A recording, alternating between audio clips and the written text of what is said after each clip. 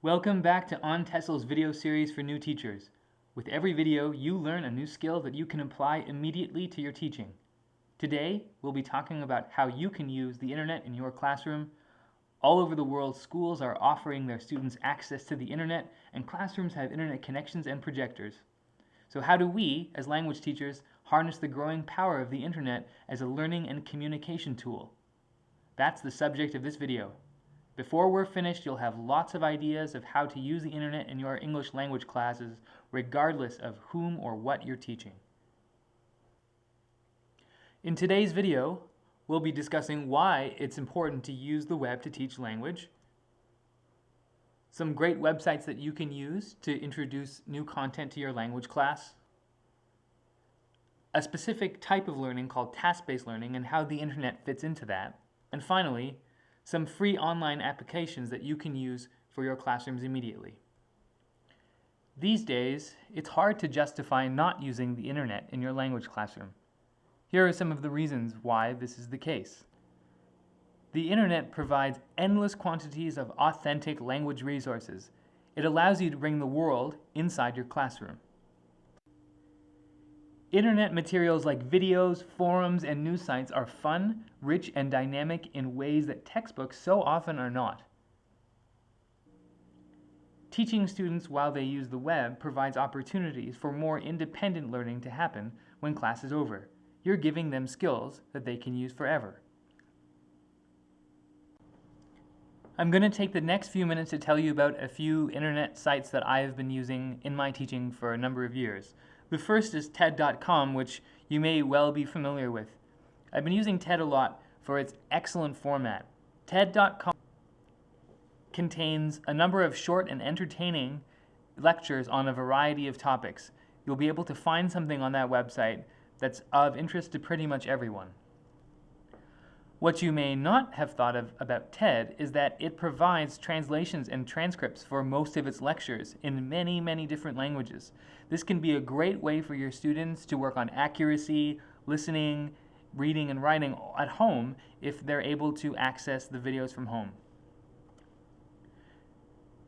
Students can also use the message boards in order to comment on a video or another comment that's been made about the video that you're looking at. This allows them to get involved in conversations with native speakers or other English language users throughout the world. I really highly encourage you to take a look at the video that I have put on the slide. I'll also be attaching it to a document with this video. And this video is of a lecture done by a man who's speaking for 5 minutes about 3 things that he learned while his plane was crashing. And so obviously he survives the plane crash, but he talks about what's important to him in his life. The reason I like this video so much is that it is highly structured in terms of how he organizes his lecture. It's a great way of getting students to think about how to keep their classroom presentations concise, interesting, and really organized so that their audience can follow it easily. I often give this video to my students to watch before they make their own presentation about a topic that's interesting to them. It provides a really great example. Language students all over the world are using podcasts at home to practice their language skills. They can be used in the classroom though as well. Podcasts can be a great place to find listening content for your lessons that's interesting and authentic. Sometimes the level of the language can be quite difficult. One way to deal with this is to make sure that the clips we're playing for our students are quite short. They can be a great platform for classroom discussion, introduce new vocabulary, and new grammar.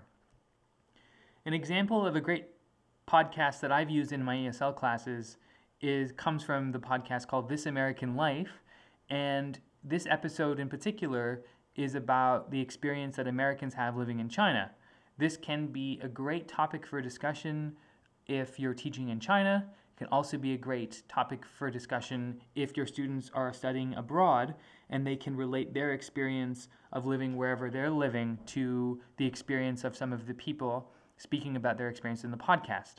The episode is broken up into small pieces, which makes it very convenient for you to find something short enough that your students will be able to focus and it's not going to overwhelm them with too much new vocabulary and information. What better way to practice skim and scan reading, develop vocabulary, and teach students independent research skills than by having students do internet-based research on an interesting topic? Task-based learning, or TBL as it's often called, is structuring our teaching around specific tasks that students complete through use of English. And it's quickly becoming one of the most popular teaching methods for its ability to engage students. For a more in-depth explanation of how to use task-based learning in your classroom, you can read about it at the link on the slide. I'm going to show you an example. The internet is a perfect accompaniment to TBL. In the past, for example, I've asked students to investigate a country in the world that they don't know very much about, and to frame their research with the question, could you live in that country? After teaching some related vocabulary, I give students a list of aspects of that country that they should read about. Things like climate, social customs, the economy, language, and history. And I ask them to find as much information as they can in order to decide whether or not it would be a good place to live. If you're teaching students at lower levels, they can do this too by using simple English Wikipedia.